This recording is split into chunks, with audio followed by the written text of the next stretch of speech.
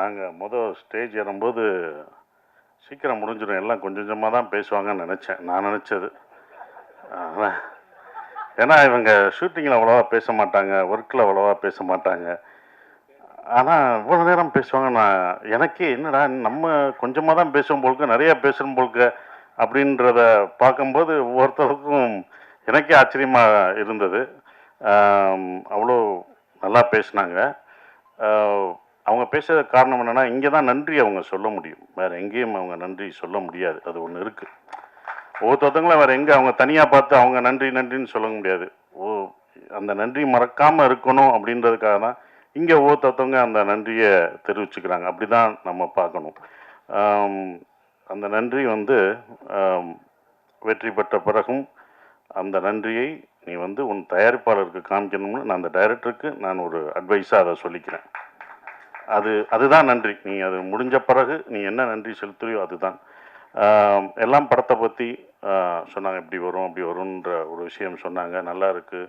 அதெல்லாம் நம்பிக்கை தான், எல்லாருக்கும் இருக்கிற நம்பிக்கையில் தான் அவங்களும் அந்த நம்பிக்கையில், ப்ரொடியூசர் அந்த நம்பிக்கை வச்சுருந்தார்.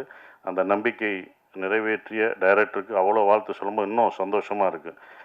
என்ன நினச்சி ஒரு ப்ரொடியூசர் தான் ஒரு படத்தை பார்த்துட்டு இது நல்லா இருக்குது எனக்கு திருப்தின்னு சொல்லணும். அது ஒரு 100% சொன்னது எனக்கு சந்தோஷமாக இருக்குது. இருந்தாலும் நல்லா எழுதிட்டோம் அப்படின்னு ஒன்று இருக்கும்ல, நல்லா எழுதியிருக்கோம்டா சப்ஜெக்டு, ஆனால் என்ன ரிசல்ட் வருதுன்னு ஒரு பயம் இருக்கும்.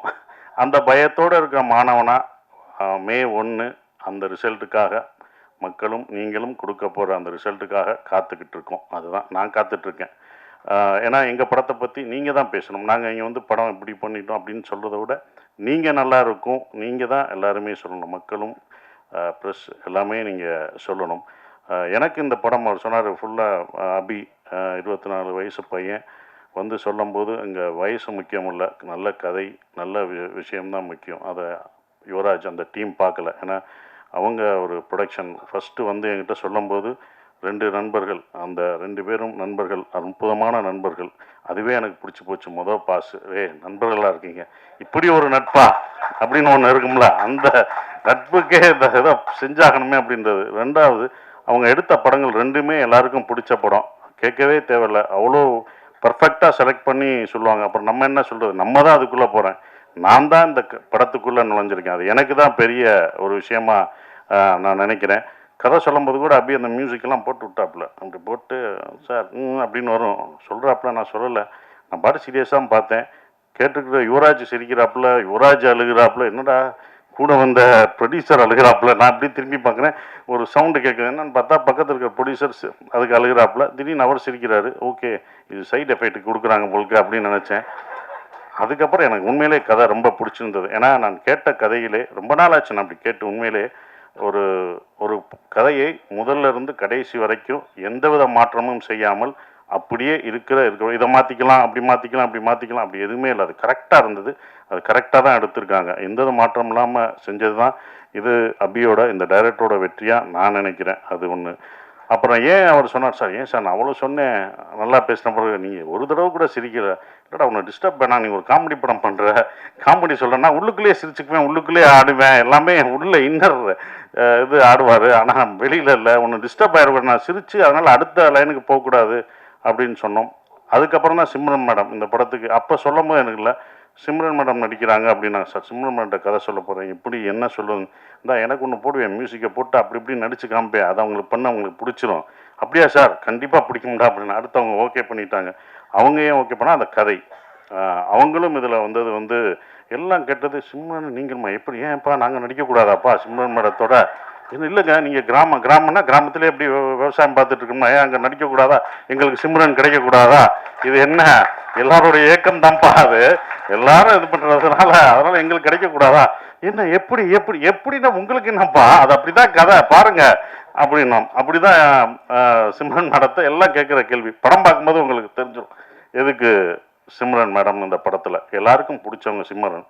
அது கண்டிப்பாக இந்த படத்தில் அந்த குடும்பமாக உங்களுக்கு என்னையும் சிம்ரன் என் குழந்தைங்க பசங்க எல்லாத்தையும் அவங்களுக்கு அது பிடிக்கும். அவங்க அவ்வளோ பெர்ஃபார்ம் பண்ணுவாங்க. அவங்கள அதாவது என்னென்னா அவங்கள எனக்கு இன்னொன்று அவங்கள பாராட்ட வேண்டியதெல்லாம், இப்போ வரைக்கும் அவங்க ஹீரோயினாக அடிக்கலாம், இந்த படத்துலையும் அவங்க ஹீரோயின் தான், நான் ஹீரோ அவங்க ஹீரோயின். ஸோ அவங்க எப்போவும் ஹீரோயினாக நடிக்கலாம். ஸோ அது ரொம்ப அற்புதமாக பெர்ஃபார்ம் பண்ணாங்க. அவங்கள வந்து எல்லாருமே வரும்போது சிம்ரன் மேடம் கொஞ்சம் பயந்தாப்புல, டேரக்டர் சார் சிம்ரன் மேடம் இருக்காங்க, இவங்க இருக்காங்க அப்படின்னு நிறைய பயப்படுவார். ஸோ அதெல்லாம் தவிர்த்துட்டு பாஸ்கர் சார் இப்படி போய் பேசி இப்படி பண்ணு எல்லாம் சரியாயிடும் அப்படின்னு சொல்லி அப்படி தான் பண்ணது. இந்த கதை ஏன் எனக்கு ரொம்ப பிடிச்சிருந்த ஒரு விஷயம் அப்படின்னா, இது வந்து ஈழத்தமிழ் பேசுகிற ஒரு இது. நான் வந்து பேசுகிறது வந்து ஸ்ரீலங்கன் தமிழ், ஈழத்து தமிழ் பேசுகிற ஒரு குடும்பம் இங்கே வந்து எப்படி சர்வே ஆகிறாங்க அப்படின்றது. இது பார்க்கும்போது உங்களுக்கு காமெடியாக தெரியும், காமெடியாக இருக்கும். எப்படின்னு யூஸ்வலாக ஸ்ரீலங்கன் படமோ ஒரு ஈழத்தமிழ் படங்கள் எடுக்கும் போதோ அது சோகமாகவும் கஷ்டமாகவும் தான் நம்ம பார்த்துருப்போம். இந்த படம் சந்தோஷமாக இருக்கும், உங்களுக்கு சிரிக்க வச்சுட்டே இருப்போம். ஆனால் உள்ளுக்குள்ளே உங்களுக்கு ஒரு விஷயத்தை சொல்லிக்கிட்டே இருப்போம், அவங்க வலிகளை. அதாவது ஒரு சந்தோஷத்தை, வலியை மறைத்து தான் சந்தோஷத்தை நம்ம கொடுக்க முடியும். அந்த வலிகளை மறைத்து இந்த குடும்பம் உங்களுக்கு சந்தோஷத்தை கொடுத்துட்டே இருக்கும். அப்படி தான் வரும். ஏன் அவங்க சந்தோஷம் கொடுக்குறாங்கன்னா, அவங்க அடுத்த ஜென்ரேஷன், அவங்க குழந்தைகளுக்கு, அந்த குழந்தைகள் நம்ம பட்ட கஷ்டம், நம்ம விட்டு வந்த உறவுகளையும் நம்ம தமிழையும் நம்ம விட்டுறக்கூடாது, நம்ம குழந்தைகளை சந்தோஷமாக வச்சுக்கணும்னு அவங்க வழியை மறந்து கொடுக்கக்கூடிய படமாக அது இருக்கும். அதுதான் அவங்க வழியை மறந்து அந்த குழந்தைங்களுக்கு சந்தோஷத்தை கொடுக்குறாங்க. உலகத்தில் உள்ள எல்லா தமிழரும், இது எல்லாருக்குமே பொருந்தும். எல்லா தமிழர்களுக்கும், உலகத்தில் உள்ள எல்லா ஈழத்தமிழர்களும் அவங்க பசங்க பார்க்கும்போது, இந்த படத்தை பார்க்கும்போது நம்மளுடைய கல்ச்சரையும் நம்மளுடைய தமிழும் மறந்துட்டு நம்ம இங்கிலீஷ் பேசிகிட்டு இருக்கோம். கண்டிப்பாக தமிழ் நம்ம மொழியை கற்றுக்கணும் அப்படின்ற ஒரு 10 பேர் வந்து அப்படி வந்து மாணவர்கள் வந்தாங்கன்னா, பசங்க வந்தாங்கன்னா, அதுதான் இந்த படத்தோட வெற்றியாக நான் நினைக்கிறேன். அது கண்டிப்பாக நடக்கும் அப்படின்ற அந்த நம்பிக்கை எனக்கு இந்த படத்து மேலே ரொம்ப ஸ்ட்ராங்காக இருக்குது. எல்லாம் நம்பிக்கை தான் இருக்குது. அது மாற்றும், உலகத்தமிழர்கள் எல்லாரும் பார்ப்பாங்க அதை அப்படின்ற நம்பிக்கை இருக்குது. அவங்க ஃபேமிலியோடு கூப்பிட்டு வந்து பார்ப்பாங்க. இங்கே உள்ள மக்களும் அவ்வளோ எல்லாத்தையும் கலெக்ட் பண்ணுவாங்க. ஏன்னா இங்கேருந்து போய் அங்கே கஷ்டப்படுற, அங்கே வழியாக வாழ்ந்துட்டு இருக்கவங்களுக்கும் இந்த படம் ஒரு நல்ல அவங்களை சிரிக்க வச்சுட்டே தான் சொல்லுவாங்க. எங்கேயுமே அவர் வந்து இது பண்ண மாட்டார். பட் ஃபீல் குட் மூவியாக கண்டிப்பாக இருக்கும். அவர் சொன்னார், எப்படி இந்த படத்தை இது பண்ணேன்னு நான் கேட்கும்போது அவருக்கு இன்ஸ்பயர் ஆனது தெனாலி படம். அதை அவர் சொல்ல மறந்துட்டார். தெனாலி படத்தை நான் இன்ஸ்பயர் பண்ணி தான் சார் இதை நான் எடுத்தேன். இந்த படம் பார்க்கும்போது உங்களுக்கு தெனாலி மொழி படங்களை ஞாபகப்படுத்தும் நம்புகிறேன் நான். அது கண்டிப்பாக இருக்கும். அப்படிப்பட்ட ஒரு படம் இந்த டூரிஸ்ட் ஃபேமிலி இருக்கும் அப்படின்றது. இந்த படத்தில் மலையாளத்திலேருந்து வந்திருக்காரு. அந்த மலையாள இதெல்லாம் மறந்து அழகாக என் மகனாக சூப்பராக பண்ணார்.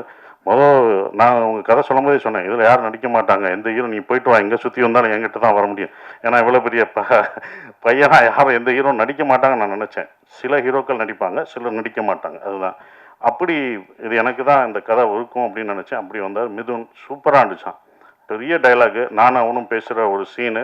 அதில் வந்து ரொம்ப அற்புதமாக, நான் எதிர்பார்க்கவே இல்லை, இன்னும் இவ்வளோ சீன் இருக்கு, பட் என்னோட டைலாக் இருக்குது, எப்படி பேசுவார் அப்படின்னு நினச்சேன். ஆனால் அற்புதமாக பேசி இது பண்ணிட்டாப்புல. படம் பார்க்கும்போது உங்களுக்கு தெரியும். இந்த படத்தில் யோகி பாபு சார் எல்லாமே இருக்காங்க, பெரிய ஆர்டிஸ்ட்லாம் இதில் இருக்காங்க. யோகி பாபு இருக்கார், நான் இருக்கேன். எல்லாமே இருந்தாலுமே அந்த குட்டி பையன் முள்ளியாக நடிக்கிறான். அவன் தான் இந்த படத்தில் காமெடியனே. உங்களை சிரிக்க வைக்க போகிறது அந்த பையன் தான். நாங்களாம் காமெடியன், நாங்களாம் கேரக்டர் ஆர்டிஸ்ட்டு. அவன் தான் காமெடியனாக இருப்பான். அது இது பண்ண மாட்டோம். அது கண்டிப்பாக அவங்களுக்கு நிச்சயம் கொடுக்கும். அப்புறம் மியூசிக் ஷான் ரோல்டன், அது அவரோட நம்ம ஒரு படத்தில் நம்ம பாட கேட்டுக்கிட்டே இருந்தோம், அவரை பிடிக்க முடியல. அது ஒரு படம், ஒரு பாட வருவார், நான் ரொம்ப பிஸியாக இருந்தார், பாட முடியாதுன்னாங்க. ஆனால் இந்த படத்தில் எனக்கு 2, 3 எத்தனை வாய்ஸ் கொடுத்துக்கிட்டே இருக்காரு. இது பார்த்தாலும் அடுத்த படத்தில் ராஜ்மோகன் படத்துலையும் அவர் தான் மியூசிக்கு. வா நீ அப்போ விட்டல, இப்போ நான் பிடிச்சிட்டேன் பாரு அப்படின்ற மாதிரி தான் இருந்தது. பட் ரொம்ப ஜாலியாக இருந்தது. நாங்கள் ப்ரொமோஷன் போடுறதெல்லாம் அவரும் நானும் அழகாக சேர்ந்து போயிட்டுருக்க ஒரு விஷயம். மோகன்ராஜ் எனக்கு ரொம்ப சந்தோஷமாக இருக்குது. ஈசனில் பண்ண மோகன்ராஜ் இந்த படத்தில் முழு பாடல்களும் எழுதியிருக்காரு. அடிக்கடி அவரை பாராட்டி சொல்லும் போதெல்லாம் எனக்கு நான் ஜெயித்த மாதிரியே அப்படி இருக்கும். அவரை பற்றி சொல்லும்போது, சார் தேங்க்யூன்னு சொல்கிற மாதிரி. மோகன்ராஜ் சார் அப்போவே அவர் நல்லா தெரிஞ்சிருக்குன்னு சொல்லி, இல்லை இதெல்லாம் எழுதியிருக்காரு, எனக்கெல்லாம் தெரிலங்க, இங்கே எந்த பாட்டு எழுதியிருக்காங்க, இந்த பாட்டு எழுதியிருக்கான்னு ஷாண்டோல்னு சொல்லுவாங்க. தெரியுங்க அவர்கிட்ட, நான் அப்போ இருந்து சொல்கிறேன், பின்னாடி உட்காருங்க, முன்னாடி உட்காருங்க, முன்னாடி உட்காருங்க. இன்றைக்கி முன்னாடி உட்காந்துருக்காரு. இப்போ தான் நீங்கள் எல்லாருக்கும் தெரியுவீங்க. இந்த முன்னுக்கு வர்றதுக்கு தான் இத்தனை வருஷம் நம்ம எழுதுறதுல யார் எழுதுன்னு தெரியாது, உங்கள் முகம் தெரியும். இப்போ உள்ள கவிஞர்கள்லாம் ஒரு பாட்டு எழுதிட்டு முகத்தை அப்படியே காமிச்சுக்கிறாங்க, ஆடுறாங்க. அதனால தான் இந்த படத்தில் ஆட விட்டுருக்கோம். அவரை வாங்க ஆடுங்க, அப்படியே இருட்டுக்குள்ளே போகிறாரு. ஏற்கனவே முகம் தெரியலன்னா ஒன்று இங்கே ஆட வைக்கணும் அப்படின்னு சொல்லிட்டு இருட்டில் தான் ஆடிடுவார். அப்பயும் கூப்பிட்டு வந்து இந்த படத்தில் ஆட வச்சுருக்கோம். ஸோ அவ்வளோ சிறப்பாக இந்த பாடல்கள் எழுதியிருக்காரு. ஆனால் ஒன்று சொல்லுவார் அடிக்கடி, எனக்கு ரொம்ப பிடிச்சிருந்த வரிகள், வரிகள்லாம் நிறைய எழுதியிருக்காரு. அந்த வரிகள் எனக்கு ரொம்ப பிடிச்சிருக்கு. சந்தோஷமாக நீங்கள் கேட்கும்போது ரொம்ப ஃபாஸ்ட் பீட்டாக இருக்கும். ஆனால் உள்ளுக்குள்ளே எப்படி வலிகள், சந்தோஷமான பீட்டை கேட்டாலும் வலிகள் இருக்கும், அப்படி தான் இந்த படம் இருக்கும். சந்தோஷமாக இருப்பீங்க, உள்ள அவங்களோட கஷ்டங்கள், சந்தோஷமான இந்த ஹாப்பி டேஸ்னுவாங்கள்ல, ஹாப்பி லைஃப், அந்த மாதிரி லைஃப் இஸ் பியூட்டிஃபுல், அன்பை போதிக்க போது இந்த படம். வெளியில் வரும்போது நீங்கள் அன்போடு வந்தாலே அதுவே எங்களுக்கு வெற்றின்னு நினைக்கிறோம். அஃப்கோர்ஸ் இவங்க எடுக்கிறாங்க இந்த படம், இன்னொன்றும் பர்சனலாக ஜெயிக்கணும். ஏன்னா அவங்க எடுத்த 2 படத்தோட இதோட ப்ரொடக்ஷன் காஸ்ட் ரொம்ப ஜாஸ்தியாக இருந்தது. நானே பயந்து, என்னப்பா இவ்வளோ செலவழிக்கிறீங்க, வேணாம்ப்பா அப்படின்னா, இல்லை சார் இந்த படத்து மேலே எனக்கு நம்பிக்கை இருக்குது, இதை நல்லா பண்ணும் சார், நல்லா பண்ணும் சார், இவங்கெல்லாம் வரணும் அப்படின்னு சொல்லி அவங்க பண்ணது வந்து மறக்க முடியாத ஒன்று. அவங்களுடைய நம்பிக்கைக்கு இந்த படம் வெற்றி பெற்று அவங்களுக்கு என்ன செலவழிச்சாங்களோ அந்த காசு வந்து கொடுத்துட்டாலே எனக்கு ரொம்ப, ஒரு ப்ரொடியூசராக நான் சந்தோஷப்படுவேன். அது வரணும், அப்போ தான் அது நல்லா இருக்கும்னு நான் நினைக்கிறேன். மற்றபடி இதை நீங்கள் தேட்டரில் May 1 படம் ரிலீஸ் ஆகுது, நீங்கள் பாருங்கள். நானும் உங்களோட சேர்ந்து அதை ரசித்து பார்க்குறேன். மறந்துடாதீங்க, நீங்கள் தான் உங்களோட ஆதரவை தரணும். May 1 மறந்தாமல் பாருங்கள். தேங்க்யூ.